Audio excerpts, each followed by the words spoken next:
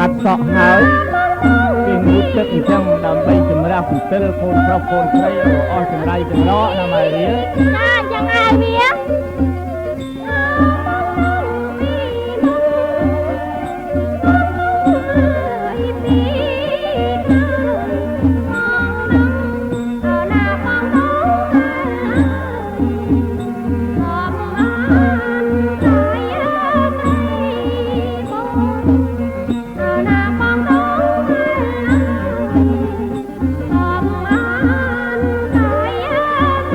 លោកអាចារ្យគាត់រៀបចំនឹងវាក្បោះក្បាយរបស់គាត់ណាតាមរបៀបបុរាណណាលោកអាចារ្យនឹងមិនចាក់ទៅម្ដងហើយវាខ្ញុំរៀបចំនឹងឃើញថាវាសពហុបសពនេះអស់ហើយខ្ញុំគាត់ទៅអីទេខ្ញុំហុកទៅលើលោកអាចារ្យទៅមុខក្នុងម្ដងណាលោកអាចារ្យ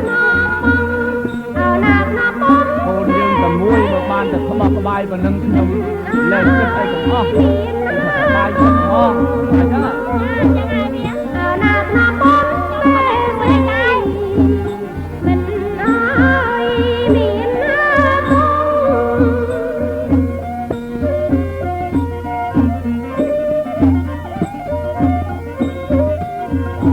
មើលរៀបចំឲ្យលោកអាចារ្យគាត់ប្រោះព្រំទឹកទៅណាទឹកមុនដើម្បីឲ្យមានសេរីសួស្តីវិជ្ជៈជុំលោកអាចារ្យដល់វេលាអញ្ជើញមកប្រោះព្រំដោតចាញ់បន្តិចទៅលោកអាចារ្យឲ្យនាងអ្នកបានប្រកបសេចក្តីសុខសេចក្តីចម្រើន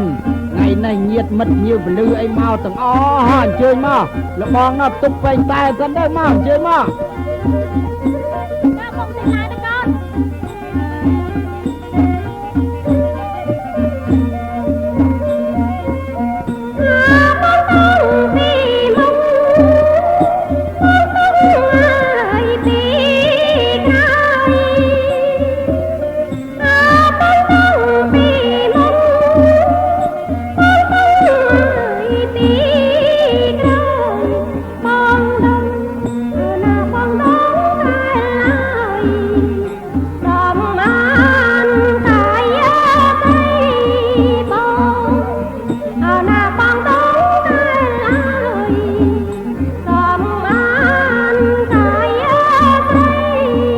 កូនស្រីដល់តែពេលងូតទឹកនឹងបើដូចត្រឹមព្រៃខប់ពី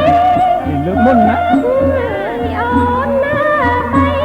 ខ្ញុំចង់បានស្រស់ណាកូនបានរួចហើយអូនបីน้องបងเอาណាក់น้องបងពេលស្រីមិនអើយមានណាបងน้อง